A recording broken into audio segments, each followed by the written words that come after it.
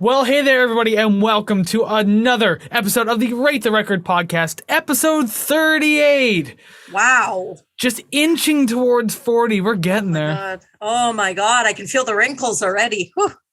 Exactly. Your host, who will soon be approaching 40 one day, are Chris and Savannah, and she is offended. I said one day. I didn't say anytime soon. Still, the reality is painful. Don't worry. You're 29. You got plenty of time. But anyways, yes, This is us. This is the host of the show. This is the Rate the Record podcast. Welcome. We're glad that you're here to hang out with us today, watch a brand new episode, listen to us talk about a brand new album, or brand new as in brand new to the show, not in real life, because this one's been out for a while, but we'll get to that in a minute. Thank you very much for joining us. So if you like what you see today, make sure you hit like, subscribe, comment, rate, share, follow. All of those things help us build this musical community that we've been trying to build forever and ever and ever. And we still want you to be part of it no matter what. Yeah. So go ahead and do all those things, especially over on the audio community. Make sure you leave ratings and reviews so that way we get bumped up in the charts. More people find us. Things just get better. Yeah. And then the more people that know about us, the more people can request or can argue with us. And I'm feeling feisty. You say that now, that's going to change soon. And I am terrified when it happens. By the time we get to the disclaimer, your mind will have flipped on that one. I'll read it going, yeah, I don't want this anymore. And speaking of doing nice things for the podcast, another thing you can do on YouTube is subscribe, because not only do we want subscribers and we want you to be caught up on all the content that we do, but we are still climbing to our first 100. Once we do that, we're giving away records once a month. Records that you hear on this show, we'll be giving away once a month. Once we hit 100 subscribers, and every month that we're over 100. So make sure you get in on that. Hit the subscribe button, smash it, elbow drop it, knee drop, whatever you want to do, whatever violent action gets you to do it, please do it. Stab it. Shoot it. Knife. do whatever you want, but just the subscribe button, nothing and no one else. Exactly. I agree. Your target is just that small button and that's it. Anyways, go ahead, do that. Thank you very much for doing that. So if you've been to this podcast before, welcome back. Glad to have you here and glad that you're hanging out with us and being part of that musical community. But if you're new here, welcome to the podcast. It's great to see you, new people. Hello. We really, really enjoy having new people come along all the time. That usually means that you don't know what we do here on the podcast, so let's fill you in real quick. So each week, Savannah and I will choose a brand new album, be it completely random, like our own picks or whatever we want to do, vast majority of the time. Sometimes we do an anniversary album. Maybe something's hitting a milestone. We'll cover that. Or sometimes, like today's episode, someone will request an album, and guess what? We actually do requests. Yes. Either way, we choose one of those types of options. Choose an album, we discuss the songs at length, then we rank the songs, and then we rate the record. Rate the record! Woo! Hey, you kind of hopped in that time. I'm still waiting for the soundboard, so we'll get there. One day. Yeah, Savannah still needs that soundboard, just like we mentioned in the last episode. So if you want to financially help her do that, Ko-fi.com/rate the record. The optional way to support the show, again, completely optional, but it is a financial option there. You can join the RTR club. Help Savannah get that soundboard, but also too, just like, you get your name on, you get your name shouted out at the beginning of episodes. Thank you card. You get to watch exclusive Ko-fi only episodes that we're going to be recording real soon. Oh my God, we're actually going to do it. And we're going to let everyone know what it is, but then you don't get to watch it unless you're part of the RTR club. So make sure you get on that. And if anybody enjoys Chris torturing me with his Bob Dylan impressions, don't do it now. If I get a soundboard, I will dedicate one button to Chris doing Bob Dylan. It just has to be me going, Bob Dylan. Oh my God. And I just press it. It's just most inopportune times. Yeah. I'm talking about like a really emotional song. It's like, this one really kind of tugs at the heart. It's like, Bob Dylan. I'm like, thanks, Savannah. Thank you. Who doesn't want to hear that? So apparently not you. No, but you know what? For the lulz, for the humor, I'm down. Man, we're just going off on tangents like we usually do. That's a big thing that we can get on the podcast. But before we go too far and do too many more tangents or even talk about music, I guess, since that's the main staple of the channel, we do have a disclaimer that we like to read at the beginning of each episode. So that way we're cool with things. We're not being argumentative jerks. You can agree and disagree with things, but so long as we're all like on the same page and just enjoying ourselves, it's all good. And that disclaimer is...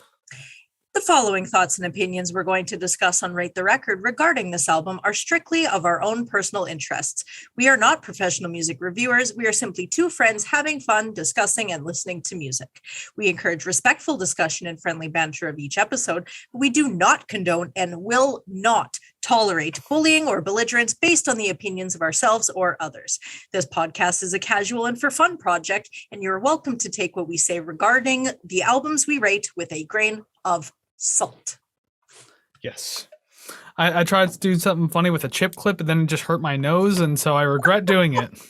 I'm glad I missed that. I didn't see that at all. I was going to get another one and put it on the bridge of my nose, but just this one hurt too much. Whatever, anyways. I got to think more clever shit to do. I was going to stick pencils up my nose, I guess. I don't know.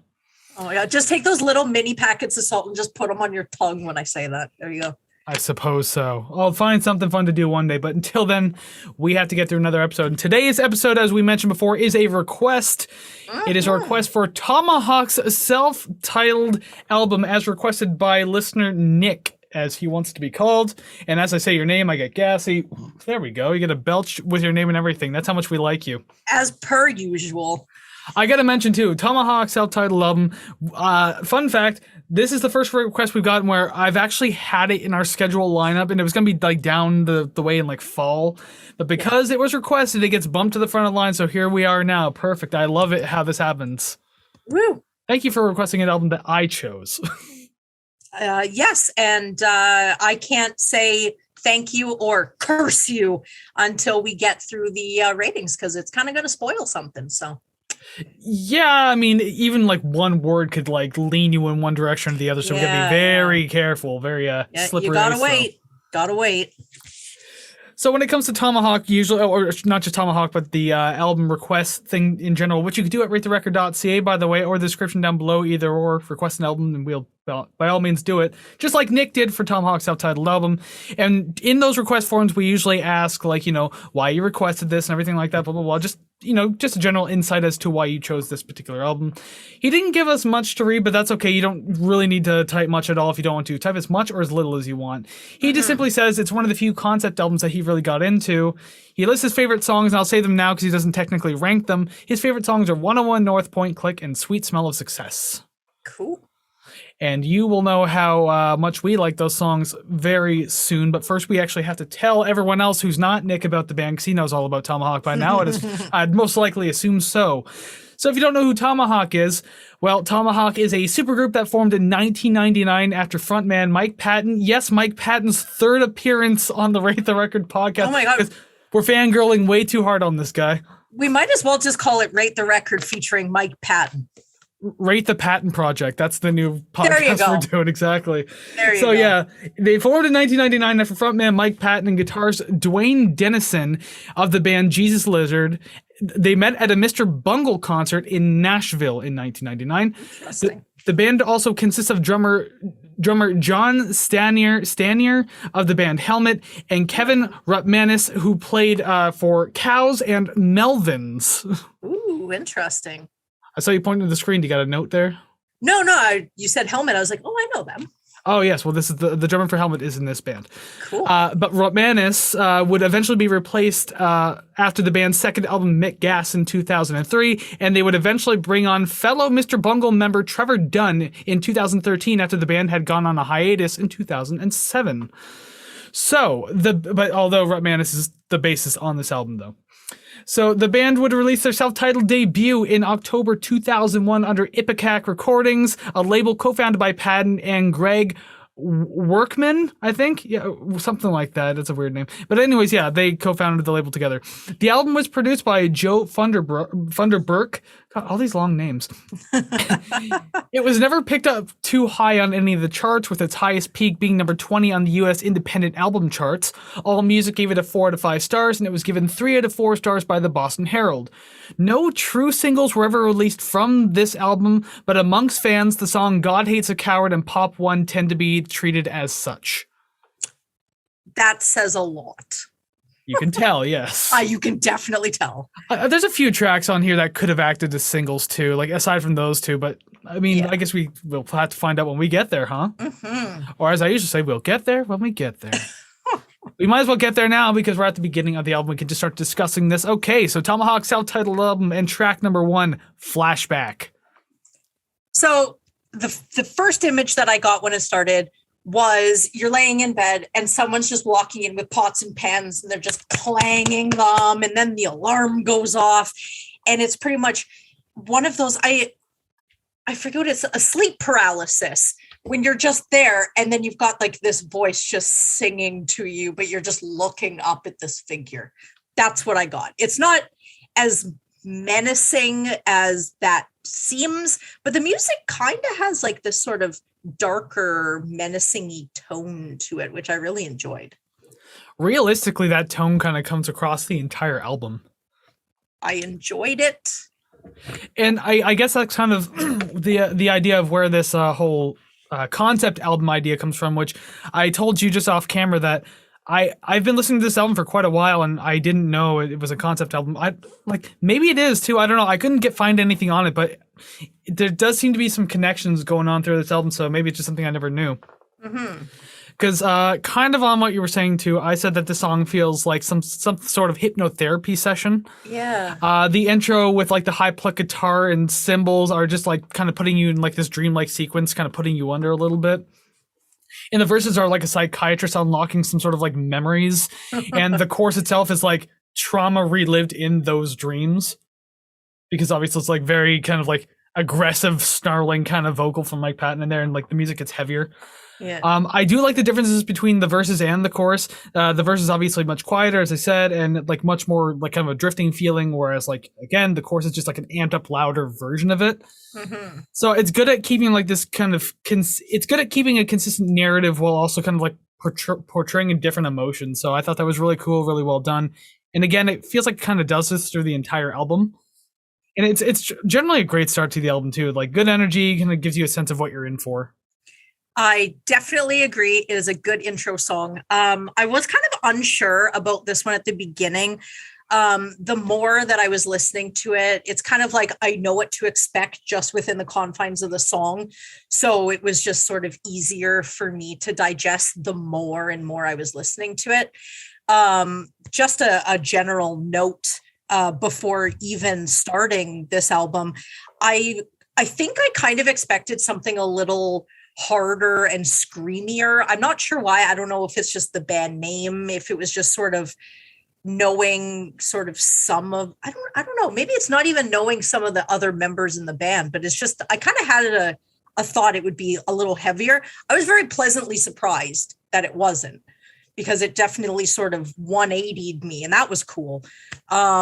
But yeah, I think my last note on the song in particular is just certain points of the vocals kind of have like I don't want to say whininess, but it kind of reminds me of the Sex Pistols in a way.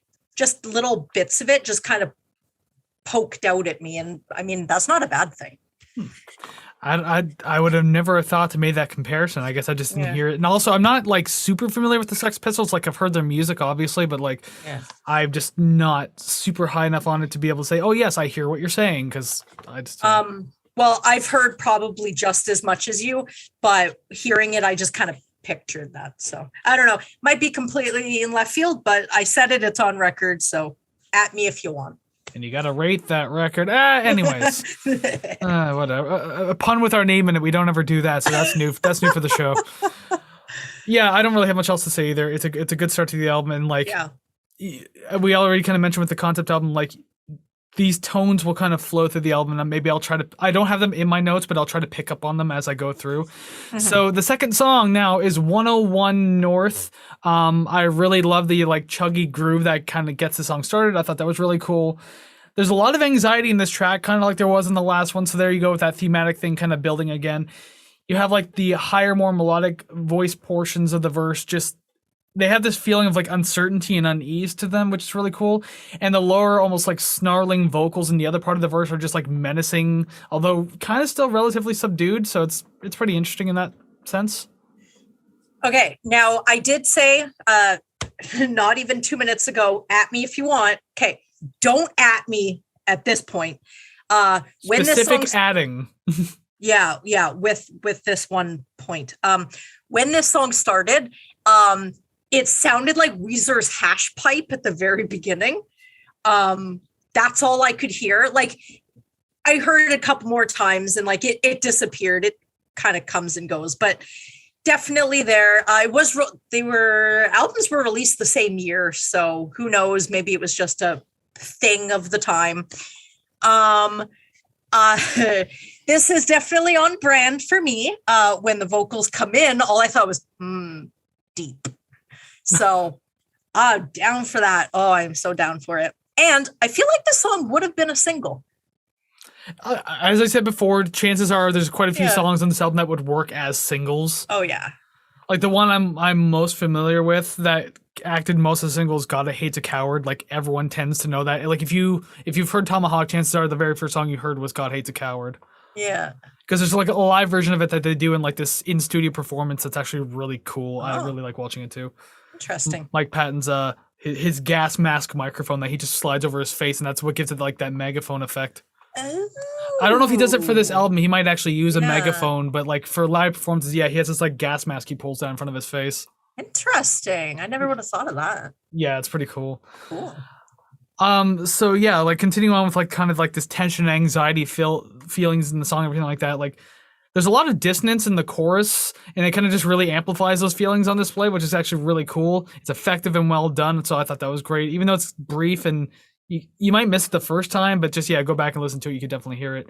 Mm-hmm. And like everything is so well paced in this track. Like maybe the ending didn't have to stretch on for as long as it did, but other than that, I think it worked well. Definitely going to pull off that. The end did get repetitive. It was enough for me to notice, but not enough for me to look at the time or for me to want to shut it off. It was just kind of like, okay, we got this. I guess my really last observation is the whole anxiety and sort of tension I got in the chorus. Cause like I can follow the song, you got the, 4 on the floor, whatever. And then during the chorus, the drums are like, oh yeah. And then trips me up a little bit because it kind of stifles me, but it in like an enjoyable way. I don't know. It doesn't stop the flow. It kind of like, I don't know. I like that. Well, yeah, because you have this like pretty neat like a quarter note pacing in the verses and everything like that, but then when you get to that chorus, just like the drums kind of like they don't necessarily speed up, but they definitely change the pattern, so you're not just enjoying the quarter note beat anymore. Yeah, it's like when you're walking in flip flops, and then the front of the flip flop bends underneath, and you kind of trip a little. You don't fall, but you stumble enough. You're like, oh shit. Then you regain your footing, and that's when you go back to those quarter note steps and everything like that. Exactly. You got it. See, the White Stripes that we talked about last week could definitely take a note from that. Because all they did was quarter note stepping. Oh my gosh. Yep. Just marching down the street. That's it. Well, that was then. This is now. We'll move on to song number 3 now. Point and Click. Okay. My first point just said, ew, breathing.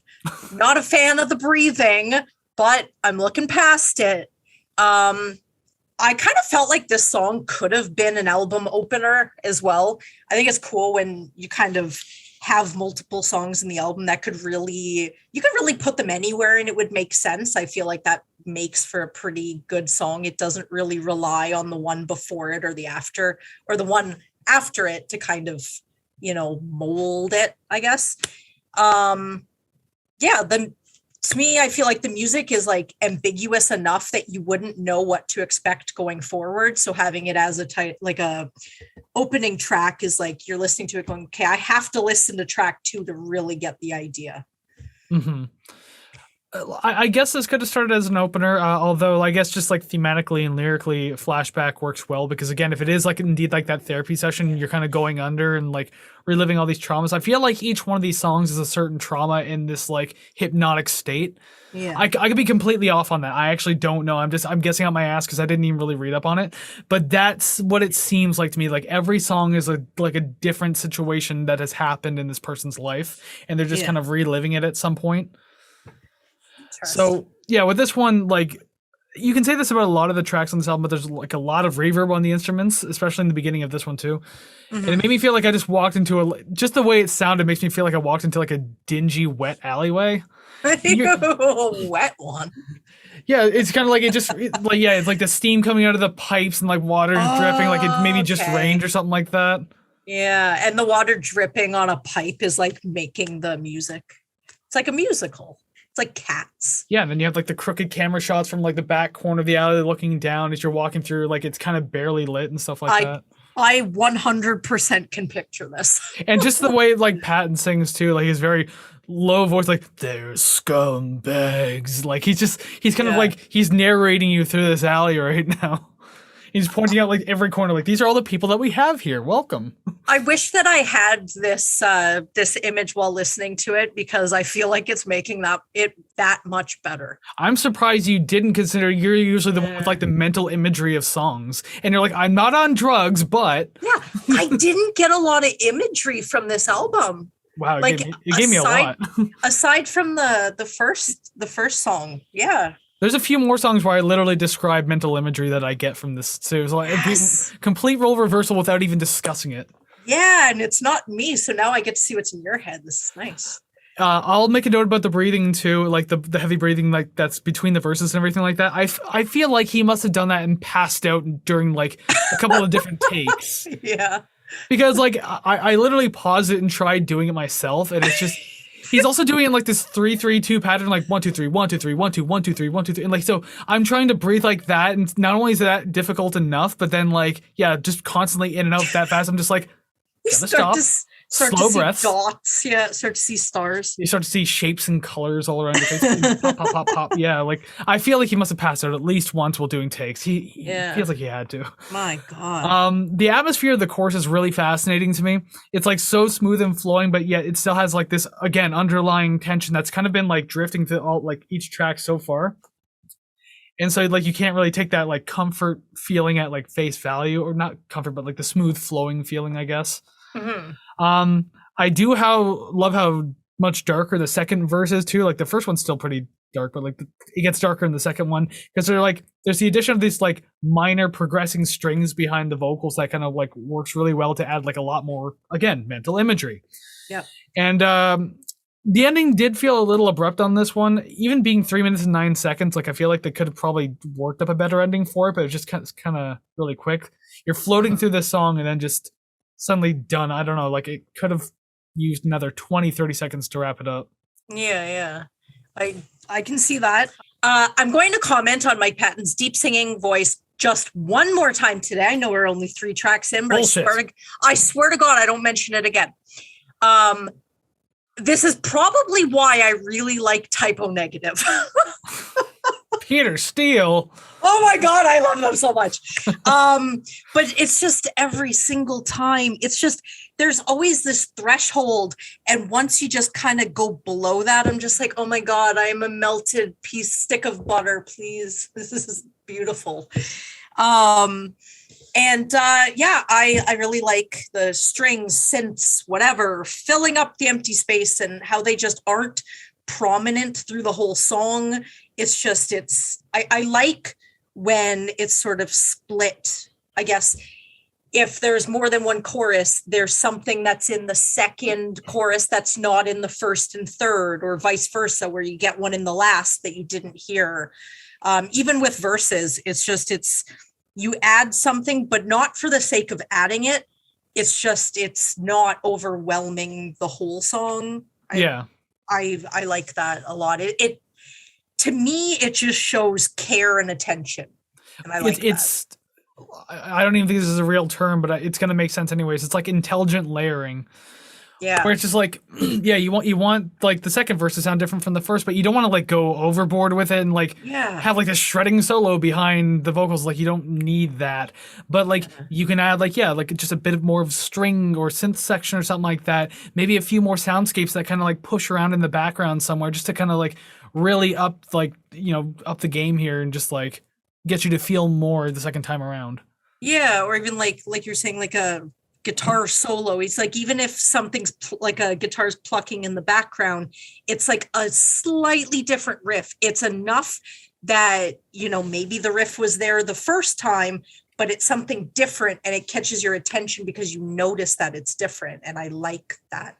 I like that idea. I like that action. It's pleasing. Just adding like a simple like hammer on or something like that, just to change it up just that much. You're like, okay, there's something a little more exciting about this one now. Yeah, and I feel like a very simple woman, just being impressed by these little minuscule things. But I mean, it's if someone like me is gonna notice, then I guess it's worth it. So yeah. Oh, because you're so special. So if you notice, they wrote it for me. What do you think he sang so deeply if he wasn't singing to me?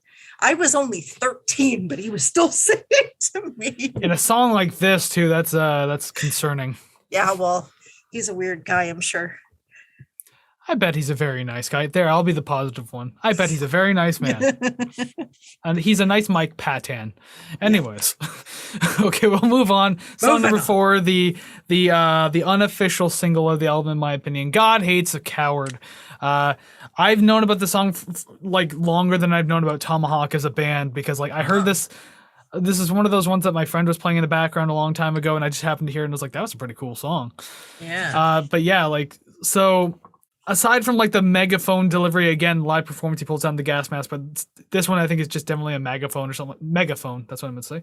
Aside from that delivery, tell me this isn't like the greatest groove you've ever heard in like a while going through the song, just like through the verses. It's absolutely incredible. I love it. Everything pairs so damn well, and it still hasn't lost sort of that progressing feeling of like tension being built up since song number 1. And like the hook is super easy too. Like, I mean, so the chorus is just infectiously catchy because of it, so that's great. And like the vocals are simple enough, just saying day by day by day by day by day, which going with the lyrics kind of makes sense from the verse too and everything like that. And with the mix of like synthy noises and effects with like the almost like atonal vocal harmonies that go on in the background in the chorus as well, there's just so much layer that it makes for like a really interesting listen. For 2.5 minutes, there's a lot going on in the song. I love it. Okay. The day by fucking has been stuck in my head. It will not go away, but you know what? It's welcome. That's fine. This song again sounds slightly menacing. I think it is the vocals. It's just the sort of, I don't know. It really just drives that point home. It isn't a bad thing. This song sounds like I've heard it before. I don't believe I have. I think there's a 99% chance that I have not, but it definitely sounds familiar. I don't know if it's maybe indicative of the sound at the time, because it sounds like things that I already like, which I mean, that 5 points on the side of the song already. I really like how it starts. There's just absolutely no bullshit. It's just right in there. Like you said, 2.5 minutes, it really makes its point. It's one that I'll listen to over and over. And at 2.5 minutes, there is many replays that I can play in 24 hours. So, I mean, cool. And I like that the guitar slowly comes to prominence through the verse to kick in the door of the chorus, because you can you can kind of hear it amping up in volume, and then when the chorus comes in, it hits, and I like that. Yeah, and it, like in the verse, it goes from being like palm muted, and then in the chorus, it's just like all sustained notes and everything like that, just really amping everything up. Yeah, that was it. I felt like it really didn't need too much analyzing, because I was too busy just listening to it, which I guess, I mean, like, that's a good thing. Well, yeah, repeat listens usually means at least your top 3, at the very least top 3. Shit, I gave it away. Something along the lines of that. Another thing that neither of us really mentioned too is like because being a short song, it's like verse, chorus, like bridge, verse, chorus, done. Yeah, that bridge is really cool too, because it's so different, like in the song too, because like it feels like this weird like string sample loop going on. I don't know if it's just being done on the synth or if it's like a sample being played. And then like Mike Patton doing his like whispery vocals and everything like that. Just again, sounds really menacing, key change a little bit. Just, I don't know. It's hard. It's weird to explain, but at the same time, I like that it's there just to kind of give you like something else in such a short song. Yeah. Because I feel like if this was verse, chorus, it might have felt a little stale, but you have just enough of that like extra different space that really keeps like the flavor consistent. Yeah, and like it makes it feel like it's a longer song having that in there, because you'd expect it out of like a 3.5-4 minute song. But yeah, I like it.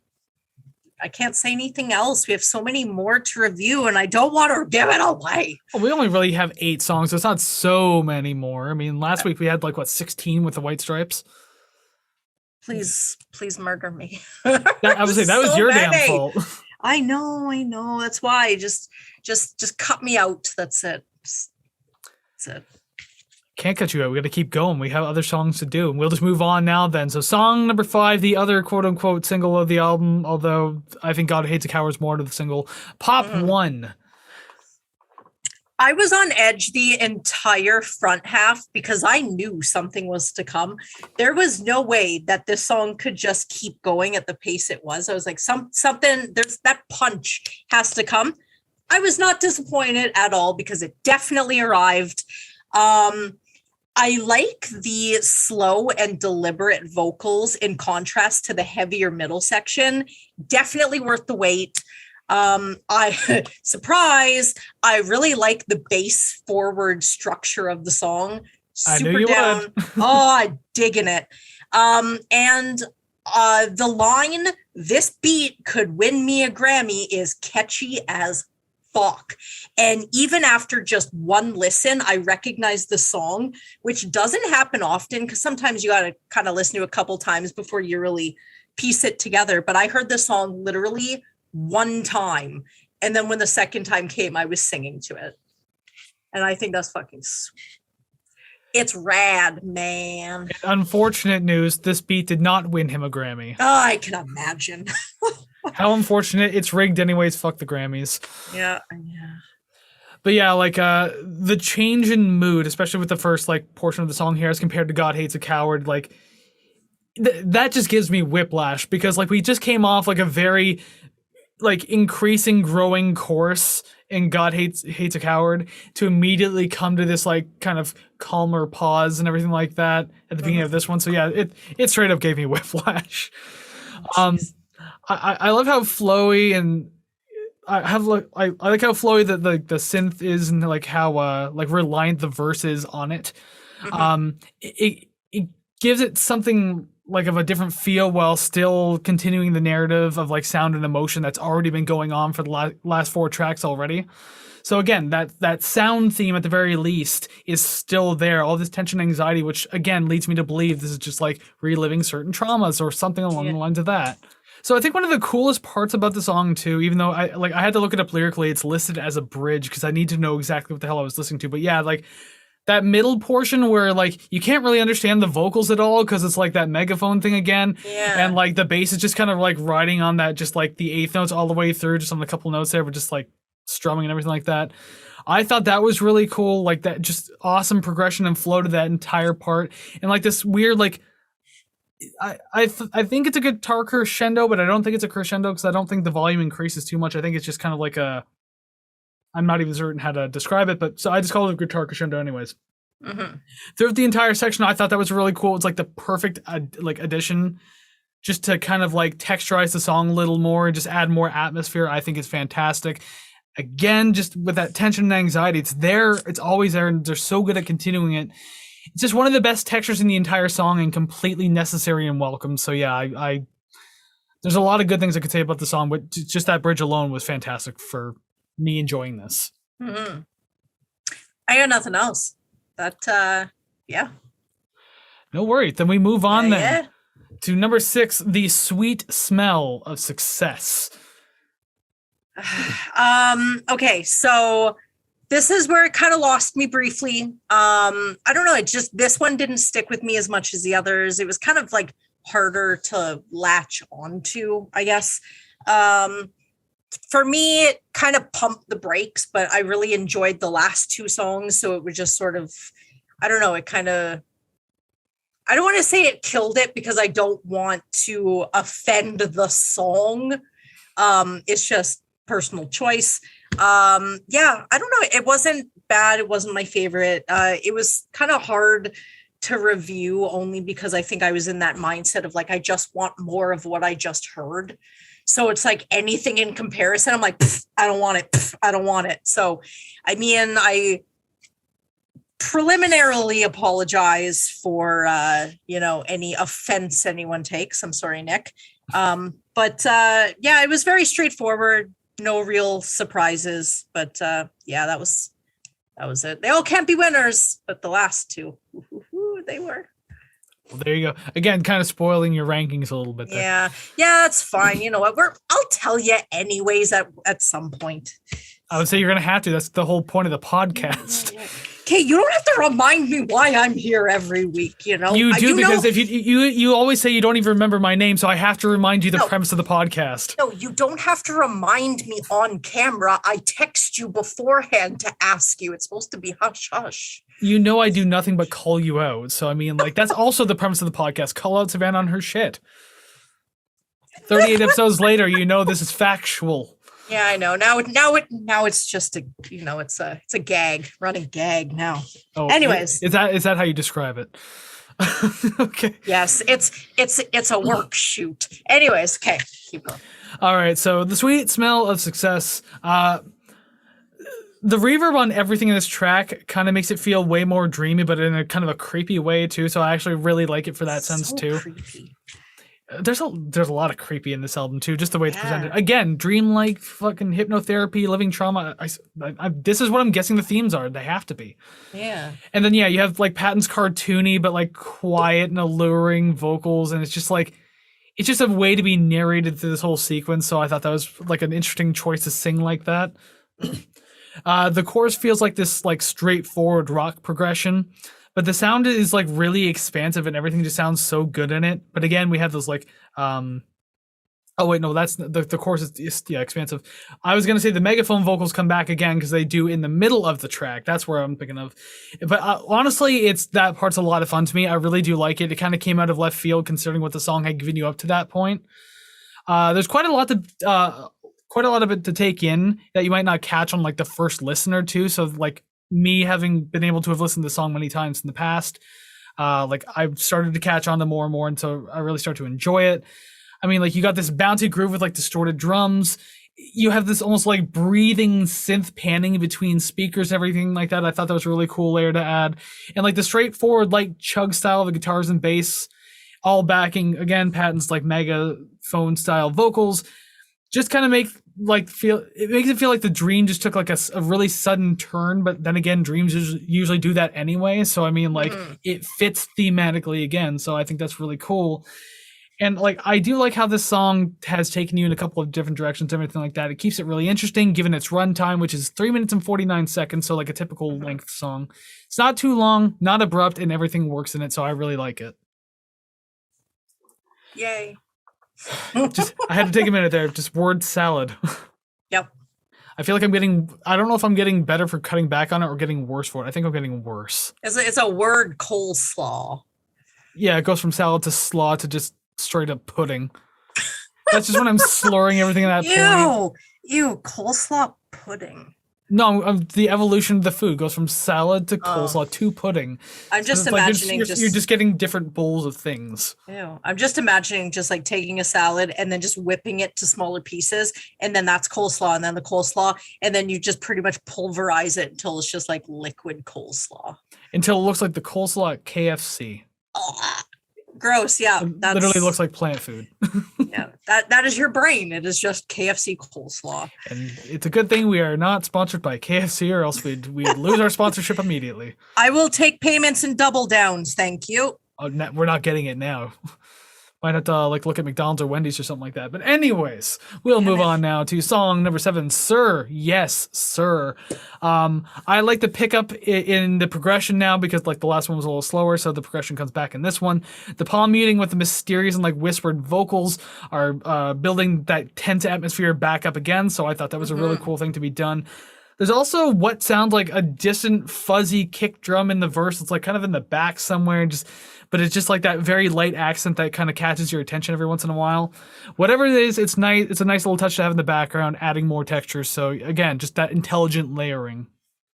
I'm starting to like this quick plucking riff that has been pretty prevalent this far. I really like that. Some of the atmospheric sounds in the back kind of remind me of like a Halloween sound tape at a haunted house. I mean, not a bad thing. It's just missing like owl hoots or something. I do like the overlapping chorus vocals. It is not something I hear often because I thought the way that he was singing was just one. I don't know how to describe this. I don't want to say one take, but I thought it was just, you're going from point A to point B, but it sounds like he's going from point A to point B, but it is also overlapping with going from point C to point D.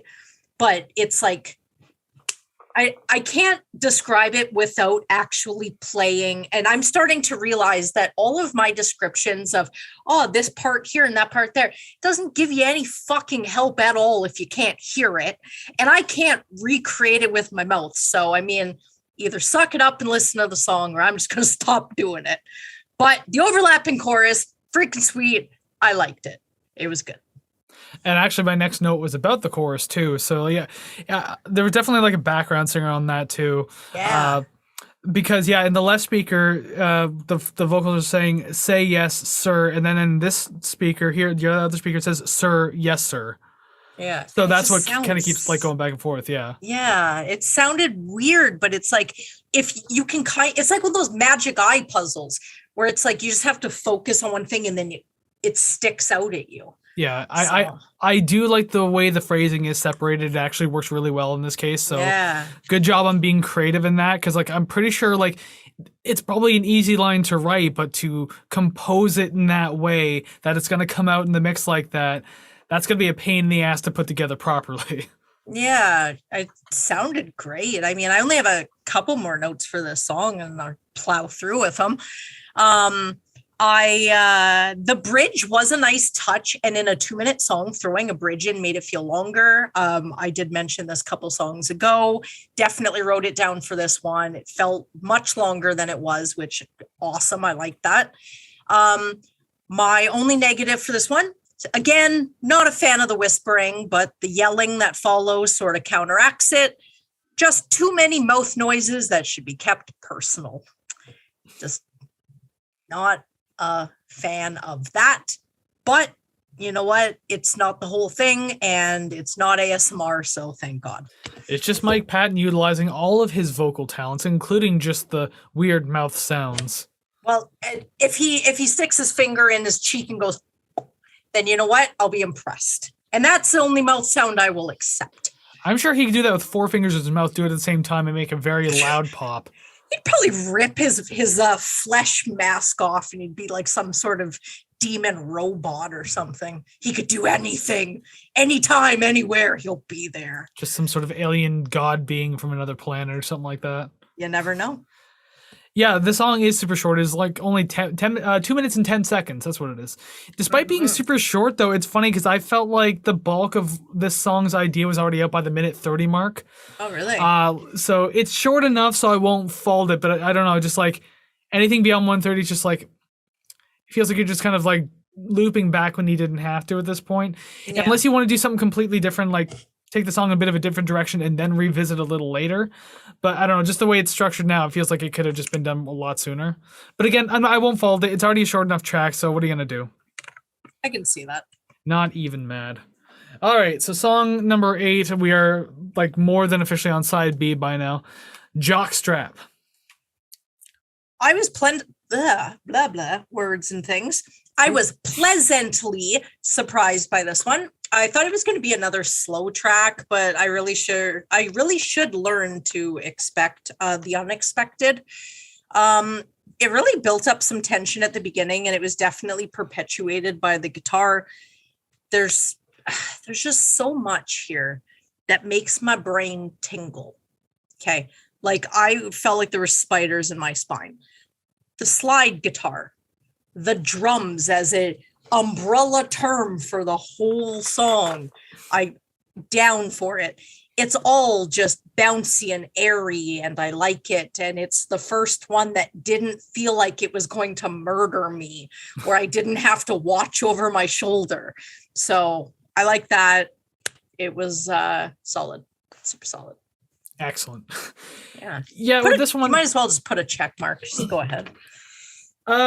Maybe.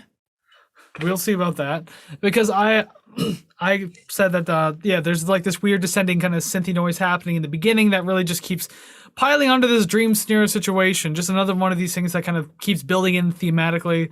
Yeah. I keep saying this over and over again just because like I think it's very interesting that they can continue this in each track and it doesn't feel old yet. Like we're on song number 8 and I still like that I'm catching these hints of this thing happening. So I really like that.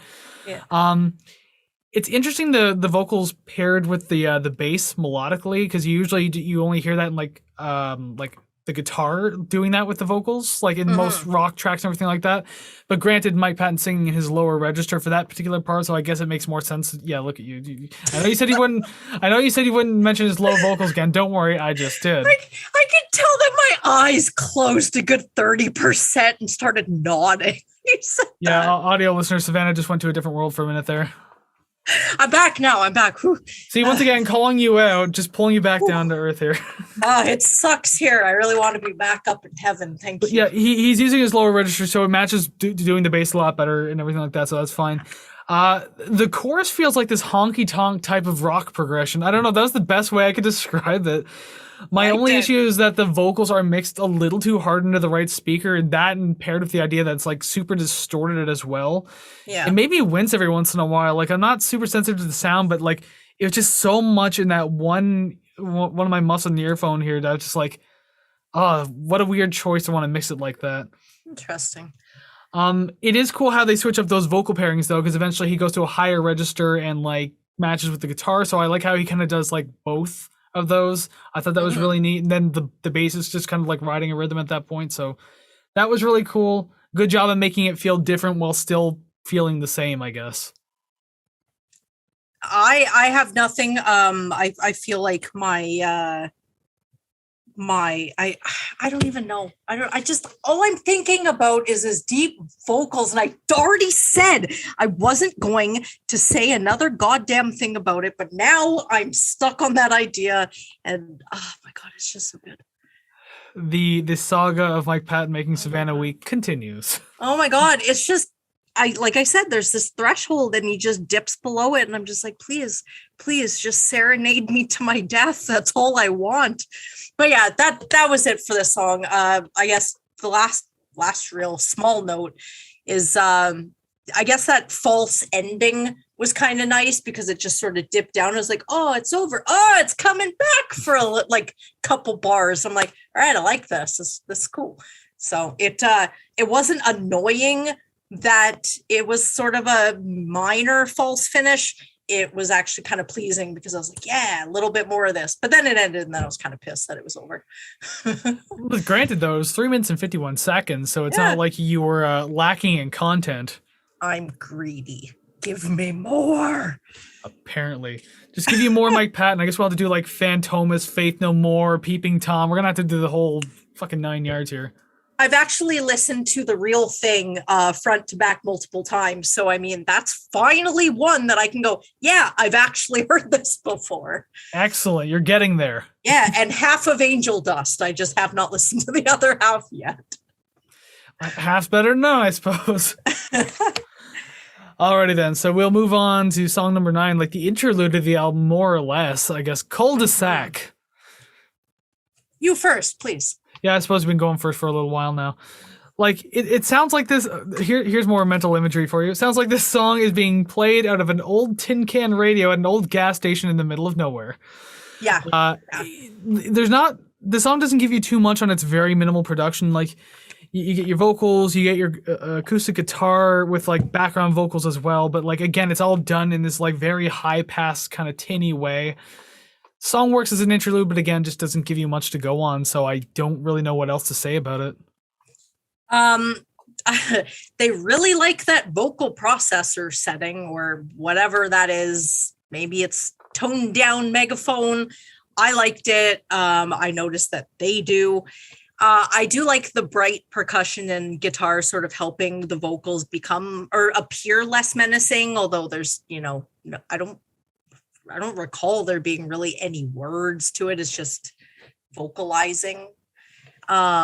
But yeah, I like the, okay, I'm thinking of a different song. Never mind. To rewind slightly, because my next note says, I like the contrast between the speaking and the singing. I clearly don't know what the fuck I'm talking about. Yeah, I was thinking about it for a minute. I'm like, there are vocals in this song. You're doing what I do now, where I completely like, oh, I'm reading the wrong notes. Yeah, well, it's that, or it's like, do I even remember this song? Did I listen to it? Yeah, at a minute 44, you'd think that I would remember, but maybe my brain is elsewhere, obviously. Mike Patton's lower register vocal land. That's where your brain is. You know what? What episode was the first Mr. Bungle? Number 7. We did. Yeah. Okay. So we've had like we've had so many in between, and it just still gets me. Anyways, 31 episodes ago. It's I can't even do math. See, I have been rendered stupid. Okay. And no comments about how this happened far before now. But point is, yeah, with this song, the audio pops sound like a tarp in the wind. I don't know if it adds or detracts, but I actually liked it, and yeah, it's good.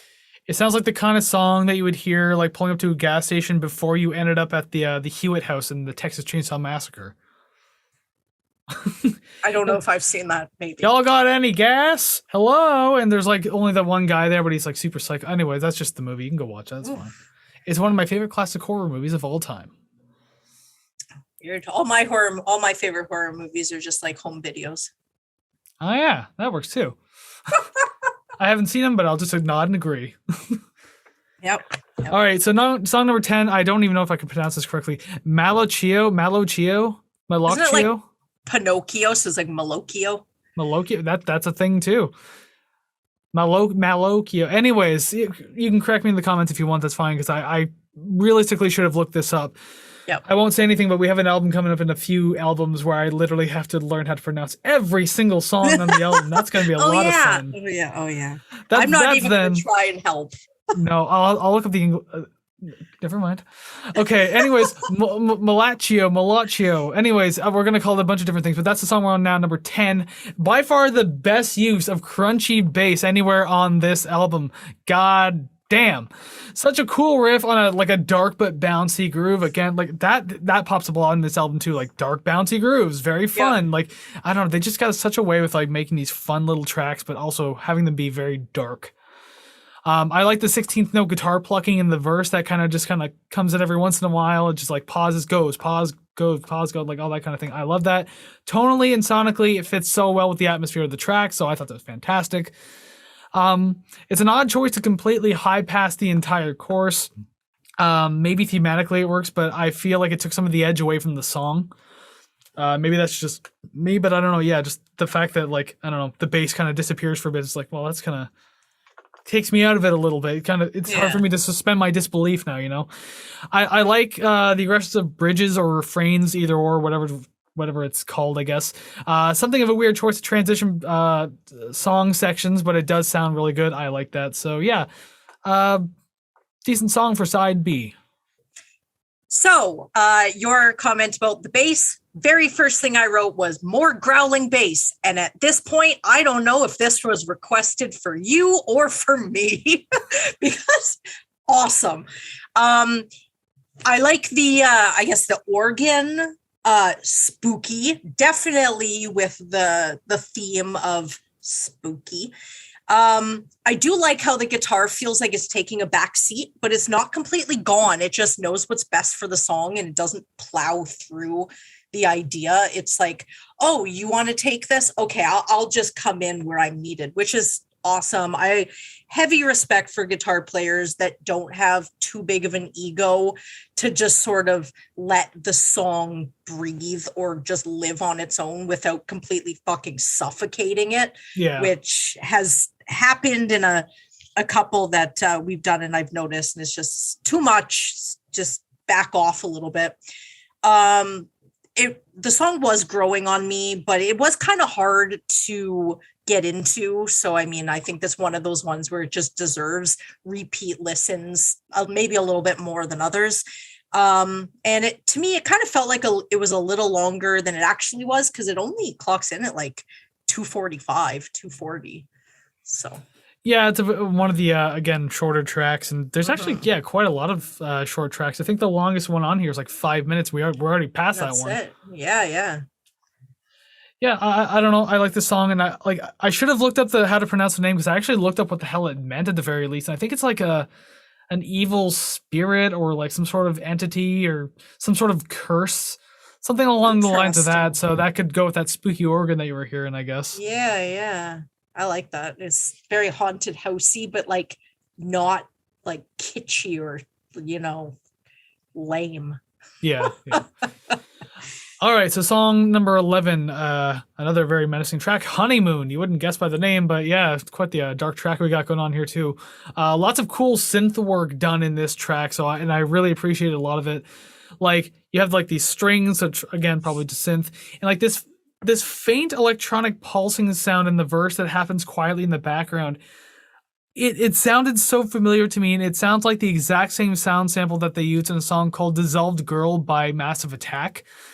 Massive Attack's a great band, the kind of like a chill hop, trip hop kind of band, but the idea is like, I maybe it's the same thing, maybe it's just very similar, I don't know, but it bothered me for a while, thinking like, is that the same damn thing? It distracted me while listening to the song, that's all I could say. First note I wrote, and this is a question to you, Chris, want to guess what I think of the vocals in this one? I can only imagine. So good. I can definitely place this album because of the squeaky tech sounds, definitely reminiscent of dial-up internet. I have absolutely nothing else to go on to describe that. So it definitely feels like a late 90s, sort of early 2000s kind of deal, which it is. Perhaps it's quite obvious now, but the slower songs just don't get me like I want them to. I think I just too high energy to kind of calm down, especially when there are higher energy songs on the album for me to latch onto. I was kind of hoping for the music to sort of rise a little bit, but it didn't. It's not a bad song. It's just personally not for me. Especially when you said earlier, like, what was it? It might have been Pop 1 when you're like, something's going to happen, something's building, and like, I don't trust this. So then when you listen to an entire song where it doesn't like suddenly just explode. Yeah. I was just going to say, it's hard to know whether or not you're either let down or like unpleasantly surprised. I don't really know how to put it. Yeah. It's like, I wasn't disappointed. And perhaps if it did sort of bust into something louder and more aggressive, maybe I would have said, oh, this already happened, think of something else, who knows? But yeah, I don't know. But I've listened to this whole album, I think 4 times. Even after the 4th time, it didn't grab my soul. No, yeah, fair enough. It is definitely one of like the I think I actually, just looking ahead here, I could have sworn I made a note about songs that like suffer from like side B syndrome. It might be in the next song. We'll see in a minute. But yeah, but this is definitely one of those songs where it's like side A felt like it was just full of like these big songs that really caught your attention. Yeah. And side B are like the lot more kind of like the laid back section where they tried other things, I guess. And they're just like, okay, this one's not going to be as important as side A. Yeah, it's like side A, they just slapped you in the face and they were like, ah. And then side B is like them sitting next to you, consoling you, saying, I'm so sorry. I'm so sorry for hitting you. Oh, and I just realized I've not even done my notes for this song, and that's where that note actually came in. A song that definitely suffers from B-side syndrome. It's a song that has a lot of cool ideas and could have been made into something better, but it just lacks any impact and direction. It feels like a filler. I can agree. Yeah. I don't know how I forgot to read that, but it was there, and that's why I said B-side syndrome. There you go. Or side B-side, either or. Alrighty then, so we'll move on to song number 12, Loretto. Another song, it's Loretto, I think that's how it's pronounced. All these weird names. Anyways, yeah, it's Loretto. So this time you can go first, because I've gone first for a while. The very beginning sounds like it's going to turn into a System of a Down song. Like, that's all that I hear. I don't listen to a lot of System of a Down, so maybe it's like a popular song that it kind of reminds me of. But I do really appreciate the intricate acoustic riff behind everything. Mm-hmm. That was something new. So I don't know if there was any acoustic guitar leading up to now. If there was, I didn't hear it. But this was like a cul-de-sac, definitely. Well, aside from that one doesn't count in that way. But I don't know. It kind of felt like you're going to see a play and then they introduced a new character. And I'm like, oh, I like this character. This sounds good. Another catchy verse line to repeat over and over and just completely take up residence in my brain.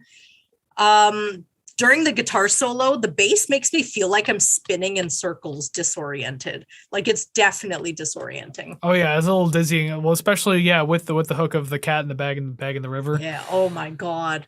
Yeah, because that one feels like the camera panning very quickly around a character, and just like everything is like all distorted and zoomy, but then it's like stabilized on them as it's moving around type thing. Oh my God. Okay. I really like your mental images. They're a lot less drug induced than mine are. Even though you claim to be sober. That's our little secret. That's fine. It's okay. The audio people didn't need to know that you just winked. They didn't need to know. Thank you. I'm fine.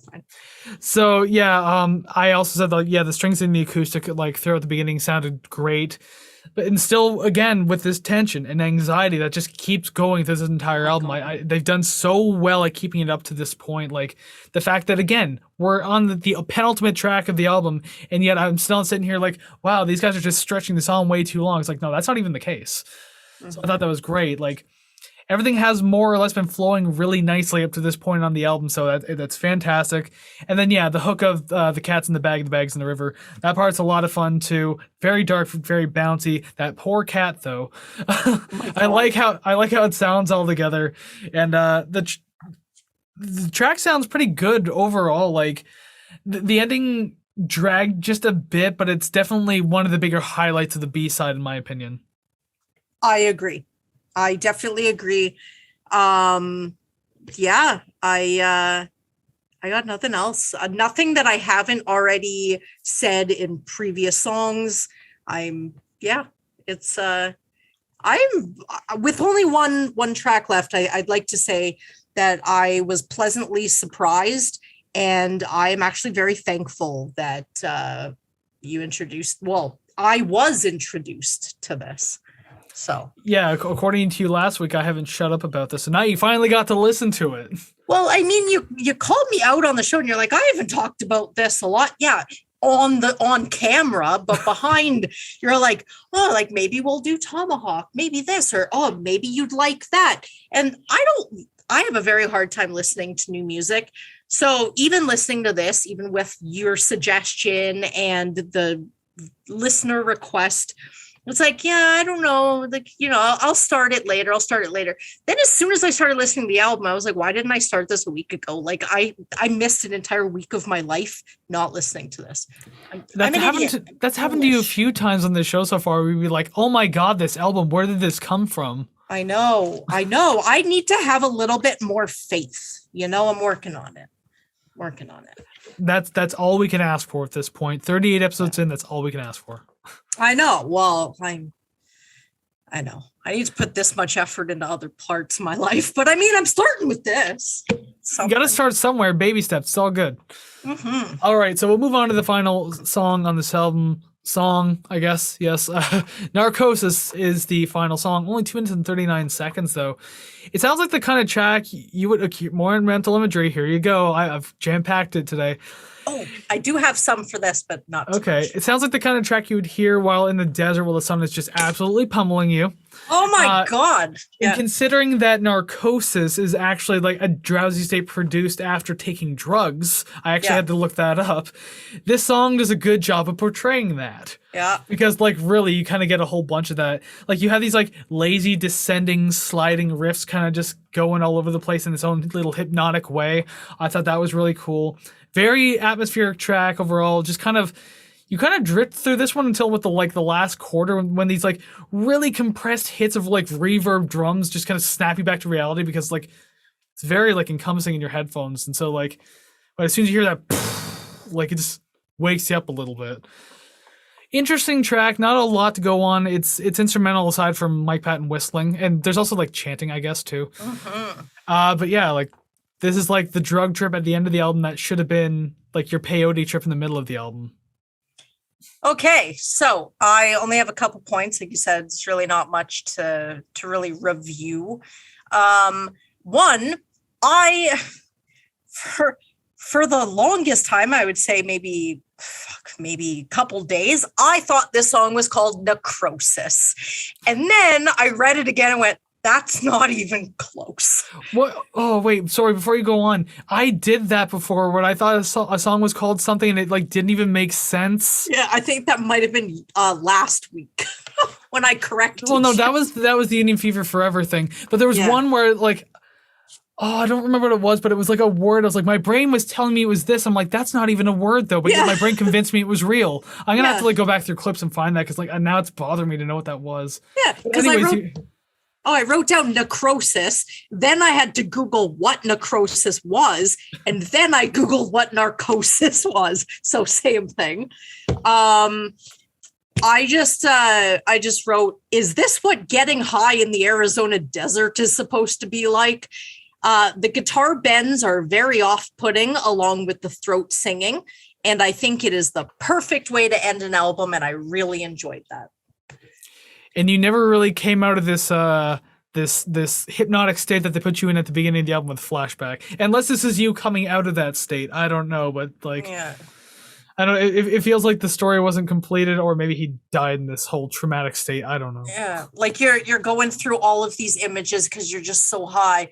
And then like, you know, the very end is you laying in the fetal position in the desert in just like, you know, loose white briefs, at imagining you are a male, and you're just sitting there just sort of shivering, and nobody is around, and then the camera's panning out and it just shows that absolutely nothing and nobody is around you.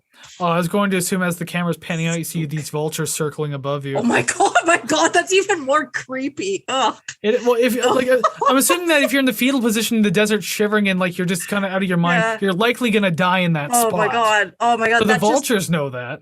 Well, that definitely adds a nice cap to the eerie spookiness that I kind of felt. So it's like you wanted a good ending.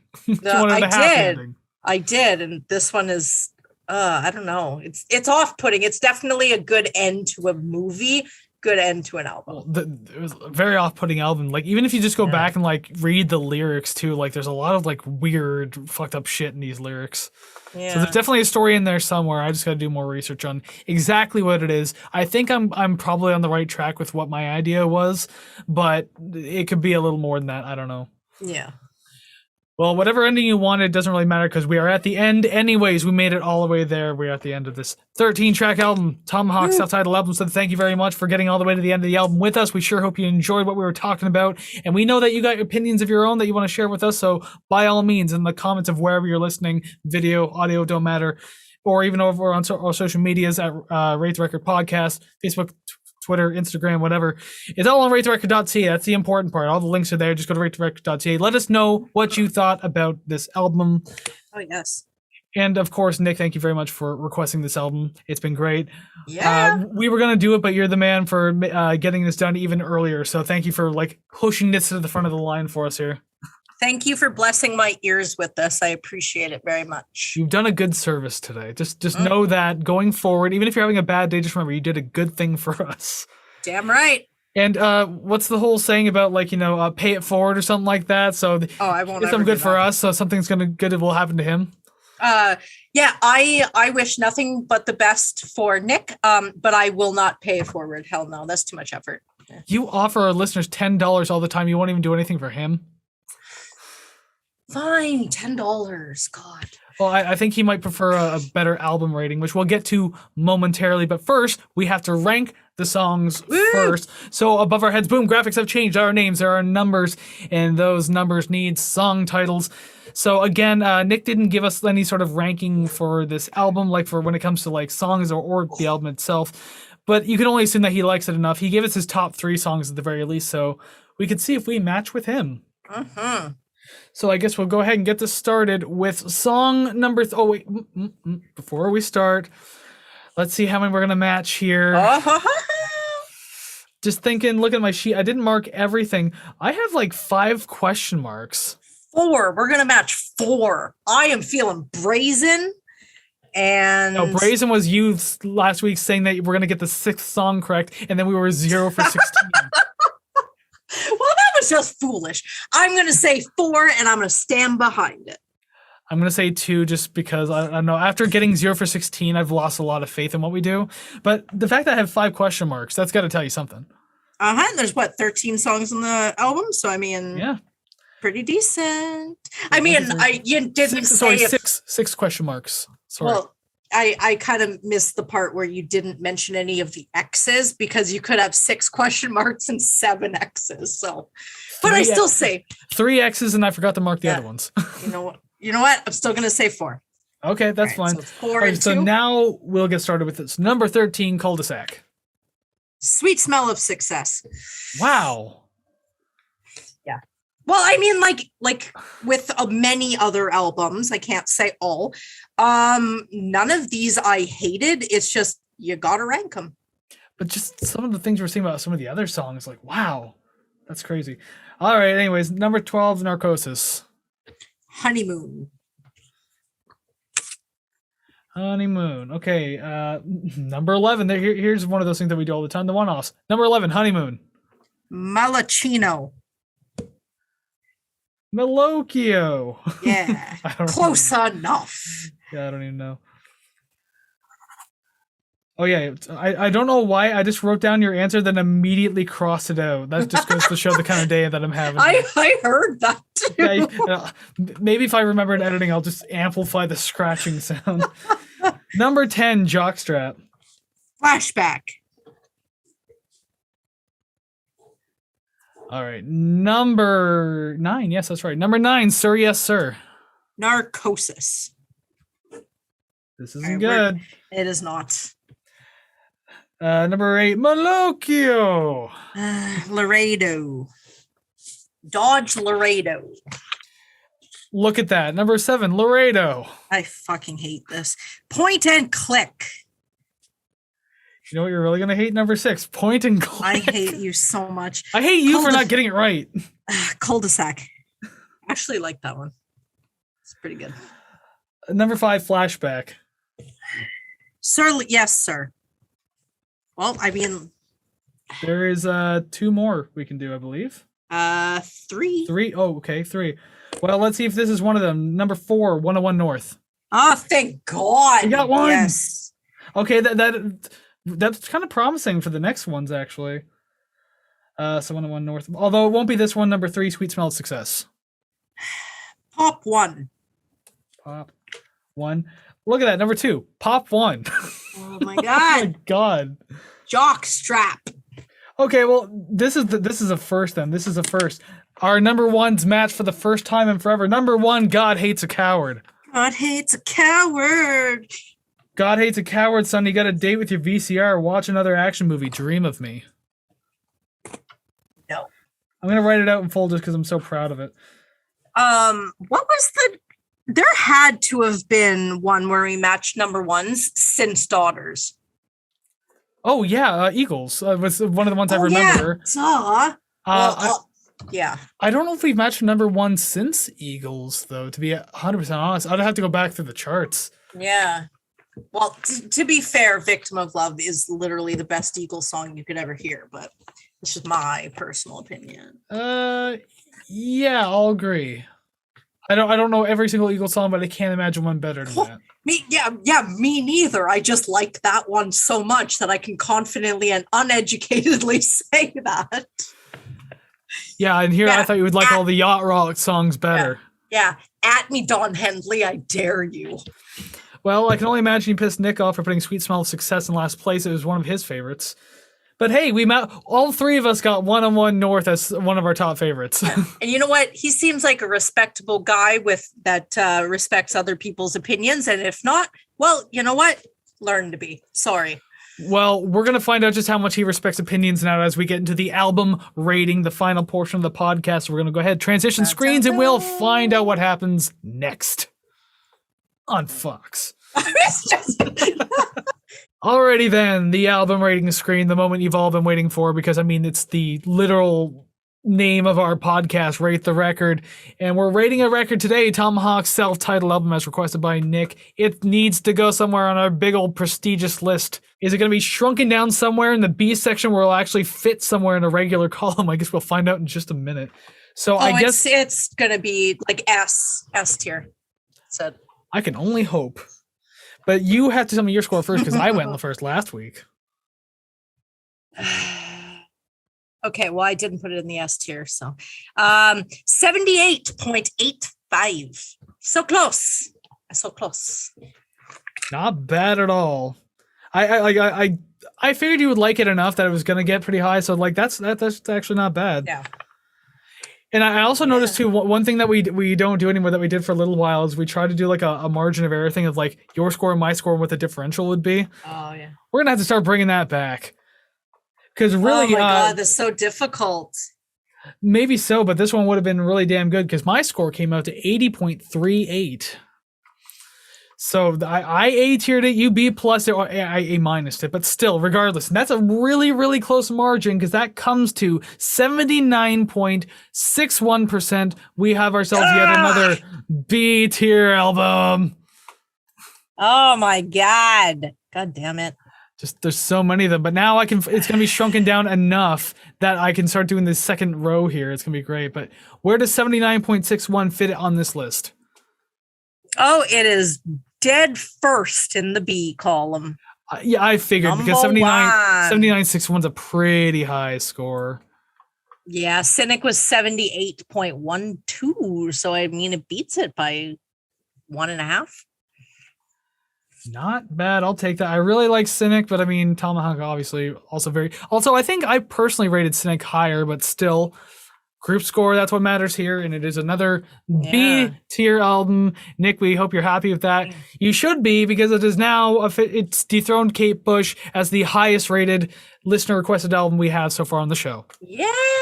Yay! Again, thank you very much for requesting that. I mean, I'm just going to say thank you, Chris, for wanting to put it on the list to begin with. It is quite evident to me that anything Mike Patton touches thus far that I have been exposed to has been amazing. So I appreciate and anything to get that into my earlobes. The fuck am I saying? Into my eardrums. That's the part that collects sound.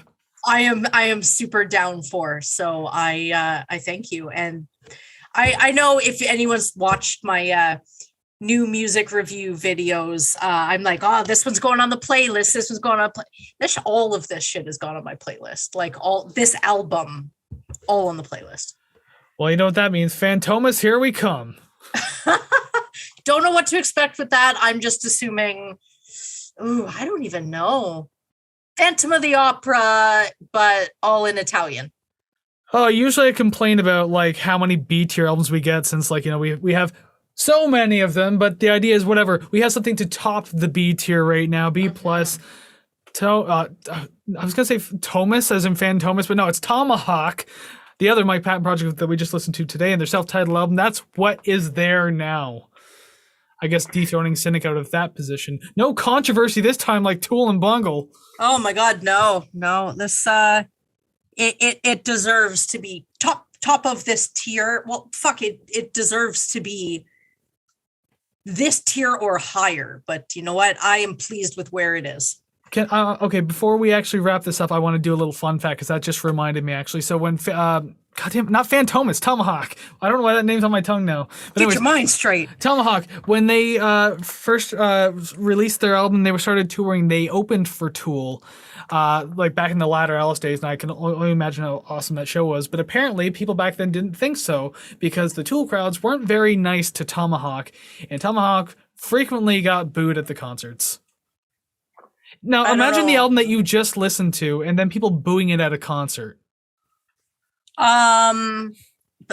I don't want to offend an entire fan base, but I'm just going to say the individuals that did that, pretentious little pricks. I already said that back in our Tool episode that like there's a lot of fans who are very gatekeepy about Tool, and like it's ridiculous, and you have to be intellectual to like the music. So apparently Tomahawk wasn't intellectual enough to play with Tool.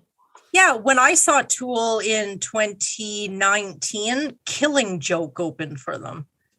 Oh, they must be super high brain power then, something like that. Yeah, I don't know. Like, they were good. It was just like, it wasn't, math rock.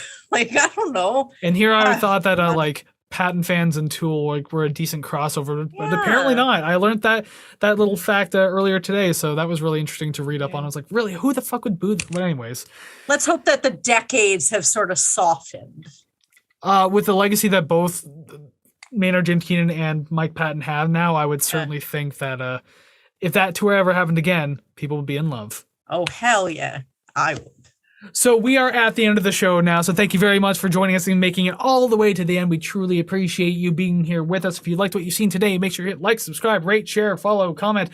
Out of order, but that's okay. All of those things do help build that musical community. We want you to be a part of it. We discussed a whole lot of album today. We ranked songs, rated record. We want to know where you would put everything with your songs and your album ratings and everything like that. So again, let us know down in the comments below, over on our socials at Rate the Record Podcast, over on Facebook, Instagram, Twitter, TikTok. But that can all be found at ratetherecord.ca. Just go there. It's perfect the way it is. Hell yeah. Something along the lines of that. But also over there, you can find our Ko-fi link, ko-fi.com/ratetherecord. If you want to support the channel financially, you can do that. And you'll eventually get bonus content. You'll get your thank you and your name and everything like that. You get, as I said at the beginning of the show. So yeah, you'll get all that. It's all good, but remember, it's completely optional. The podcast is still always free. So hey, if you want to chip in some money, that's a great way to do it. And I don't want to guilt you, but I will not get a soundboard unless you do. So I mean, come on, please. If you want sound spamming, you got to do it. Look at that face. You're going to say no to that face? Please, you know how easy it is to say no to this? Well, that's why I'm leading the charge and saying that I would. All right, so just before we let you go for the day, we usually like to give you a tiny little hint of what to expect next week. And next week, not a request, but Savannah went ahead and chose us yet another album. She chose White Stripes last week. So what could you possibly have for us next week? I'm going to preface the spoiler with, surprise, it is an album that I've not heard the whole thing, so it'll be new to me as well. But next week, we have a band whose singer is an actor, and as of recording, is the only original member. And the band had to alter their name in Canada due to naming conflicts with a band of the same name. I remember that, actually. Yeah. Yeah, it was very confusing because it eventually ironed itself out, but it's kind of one of those, is that the same as, is that? But, there's no confusion now. Time has long passed. It's like those two bands, The Verve and The Verve Pipe. Oh, my God. It's like, what the hell and why? I've seen a couple posts. I maybe sort of paraphrasing here. But a couple posts from the Verve Pipe where they're like, no, we don't say, like, we won't play Bittersweet Symphony. Why not? You'll probably bank on it. But it's funny because it's like they kind of lean into it. I'm like, oh, you're in on the joke, but you're still kind of butthurt. But also, too, that song got the Verve in trouble. So maybe that's another reason why they don't want to play it. Yep. But anyways, that's them, and that's not who's coming up next week. If you want to know who's going to come up next week, you'll have to come on back and join us next Monday for the podcast. Yeah. So until that day comes, go listen to some awesome music like Tomahawk's self-titled album. Please do it. And we will see you again real soon. So take care, friends. Bye-bye.